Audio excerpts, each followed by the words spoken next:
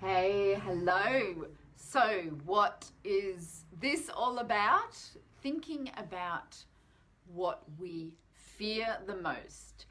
It is something we all do, and it really can be a bit of a self fulfilling prophecy, and it can also be incredibly destructive. So, if you've ever felt that you spend too much time and energy thinking about the things that you fear, then I might just have a few little tips here, and we're here to kind of explore alternative ways of looking at that. So hi, I'm Kylie Ansett. I am the Alignment Whisperer, and I am the guide to seekers of alignment, those who are looking to get in touch with their soul purpose. And I'm coming to you from beautiful Sydney, Australia, and this is your daily dose of alignment. Okay, so it's really natural to think about what we fear, and I know for myself that when something is looming on the horizon that I really don't want to happen, the tendency is to think about it a lot. And if there's something that you are worried about happening, or something that you're worried about not happening, our thoughts go there. And it's amazing what a destructive tendency this is. We think that what we're doing is protecting ourselves. We think that what we're doing is preempting any possible let's say accidents or things going wrong. We think that we are preempting those by thinking about all the possible scenarios that could go wrong. So we sit there and we think, oh, and if that happens, and if this happens, and if that doesn't happen, and then I'll do this, and then I'll do that. And the idea is that we're protecting ourselves, that we're actually getting prepared for these disaster situations. But there's two reasons, one massive reason and one maybe slightly smaller reason why that doesn't work. So I'm going to tell you about both of those reasons. But first of all, have a think about something in your life that you fear, that you have stress about, or anxiety. It could be something big, or it could be something small. It could be something that happens all the time, or it could be something that's fresh and new.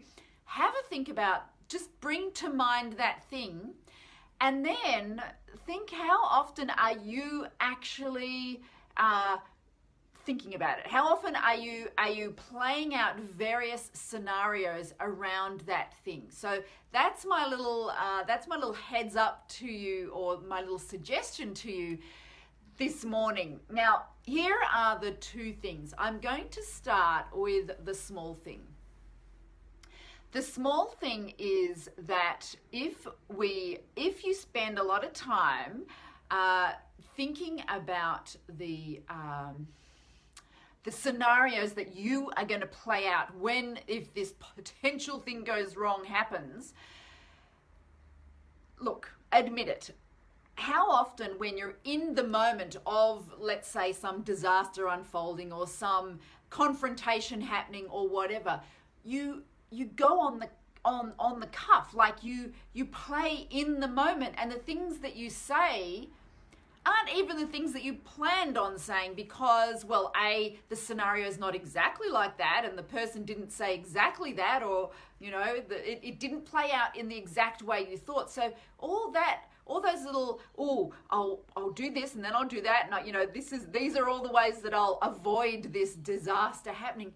None of that even is a possibility, because, well, first of all, it doesn't play out exactly as you imagined.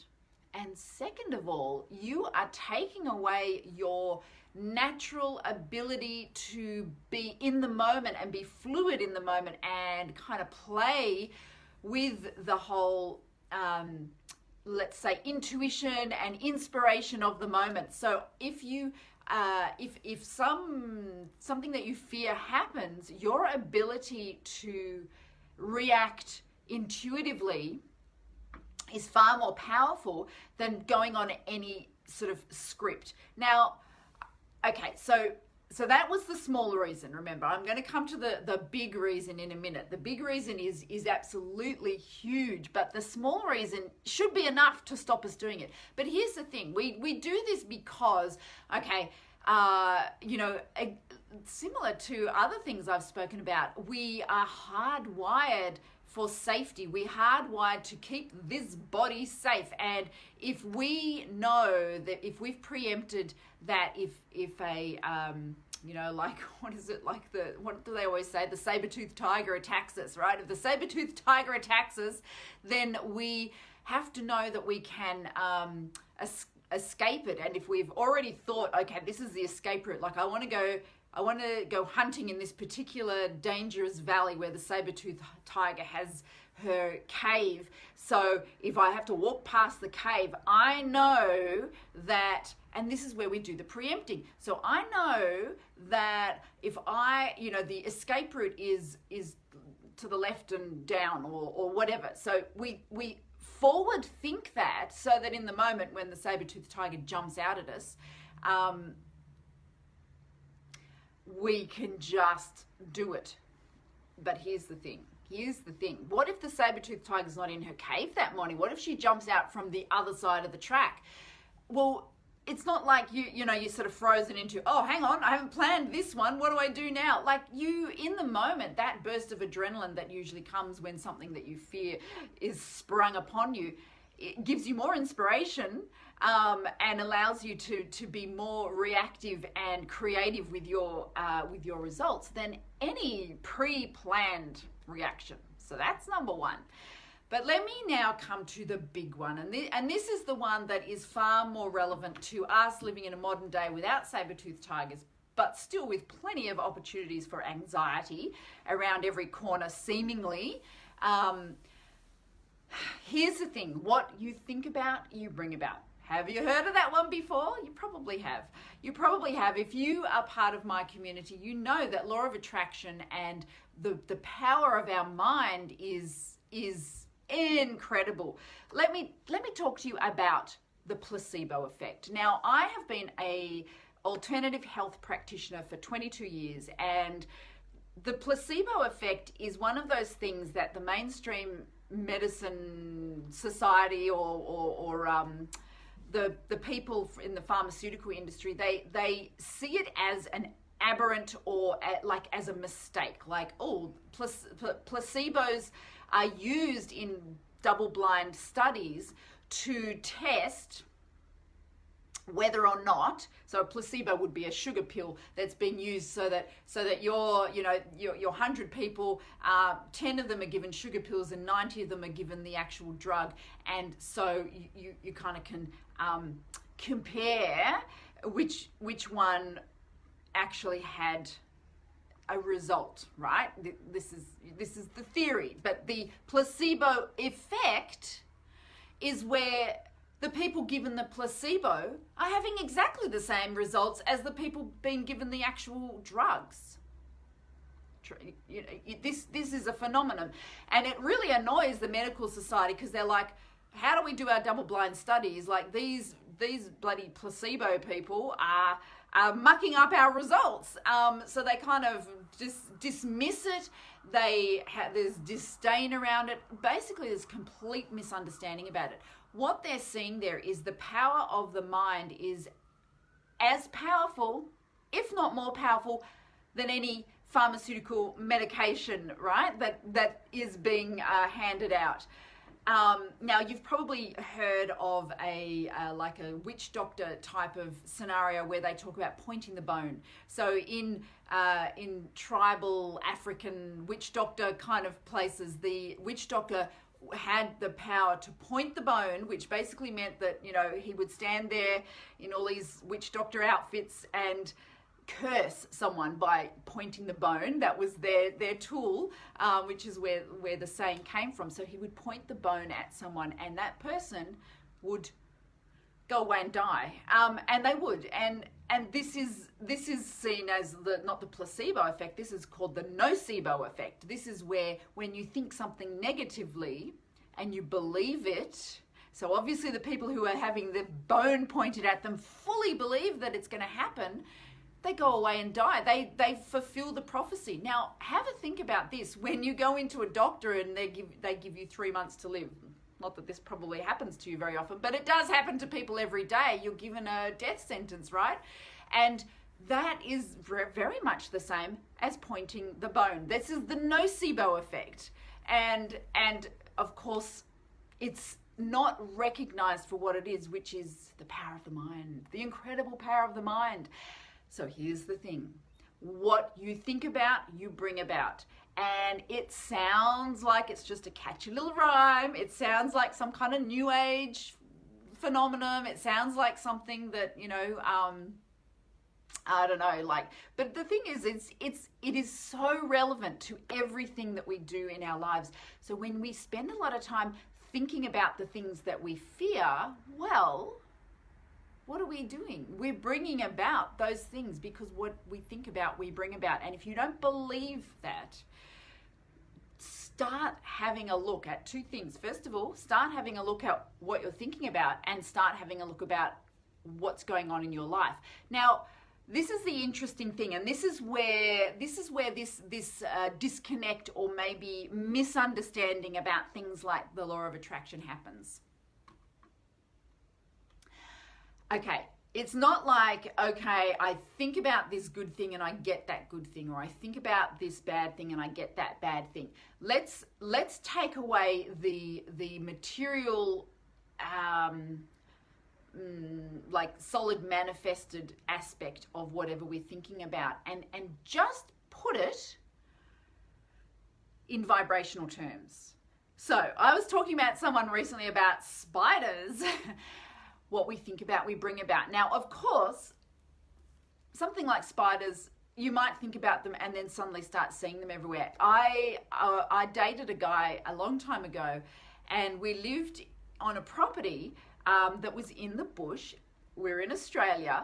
There are snakes in the bush. But I also have grown up in the bush, and in the years of growing up in the bush as a child and really running wild in the bush, I barely saw a handful of snakes in years and years and years. Like maybe 1 or 2 a year that I saw. I wasn't scared of them. I knew what to do. It was just a thing that you weren't worried about. But this guy that I dated was absolutely terrified of them.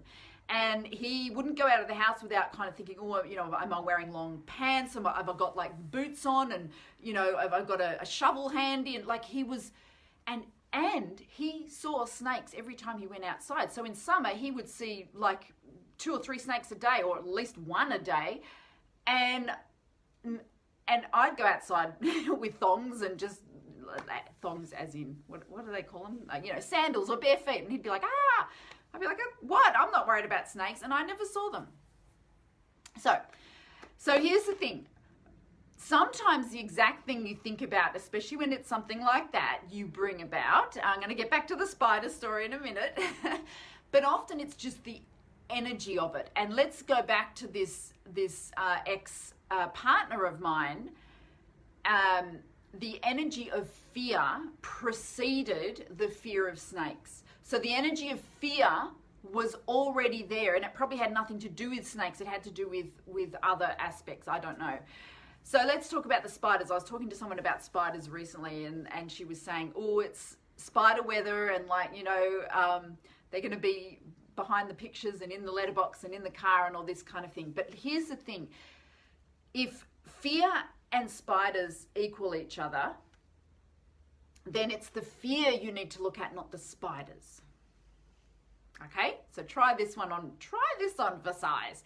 It's what aspects of your life have you got fear? Where are you fearful? Are you fearful that you're going to, and the similar kind of energy fear of a spider, like it may not be a complete terror, or it may be, I don't know, but where have you got that similar level of fear? And then just start looking at that, because what you think about, you bring about. So if you are spending time thinking about the things you're fearful of, not necessarily the spiders, but those as well, but it could be other aspects, like it could be relationship aspects, it could be financial aspects, it could be like any different aspect of your life where you have fearful thoughts and you're spending time and giving energy to those thoughts. Now guess what starts showing up? Maybe not the kind of emptying of the bank account or the divorcing or whatever the other things that you may have been fearful of, but the spiders, if that's something you're scared of. You see what I'm saying?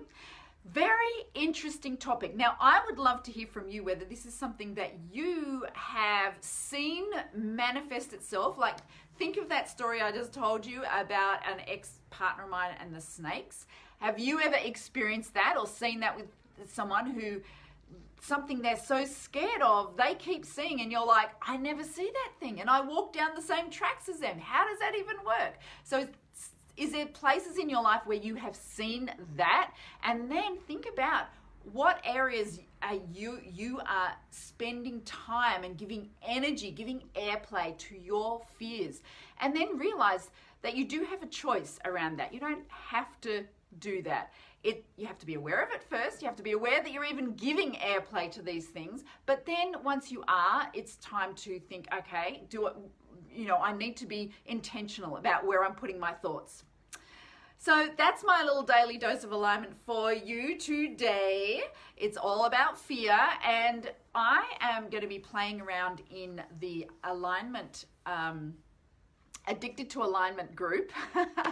I'm going to rename my group Addicted to Alignment. Do you like the sound of that? It's kind of like, it's a little bit cheeky, but that's what I think I'm going to rename the group, Addicted to Alignment. And in that group, I am going to be running a series about money and all about mindset and money and how those two work together in some kind of beautiful cacophony, a place where we get to play with this concept of money, which so many of us do have fear around, or kind of weird, twisted relationships around. Yes, I know I do. And if you do, that's what I'm going to be playing with in the group Addicted to Alignment. If you want to know about that group, go check it out. You'll see it on my profile page. You'll see links to it and so on. And I would love to see you there to play around with. This is going to be a transformational workshop series. Okay, it has been so much fun to play with you in the Alignment Sandbox. Thank you for your time and your energy. Have a beautiful day, and I will speak to you tomorrow.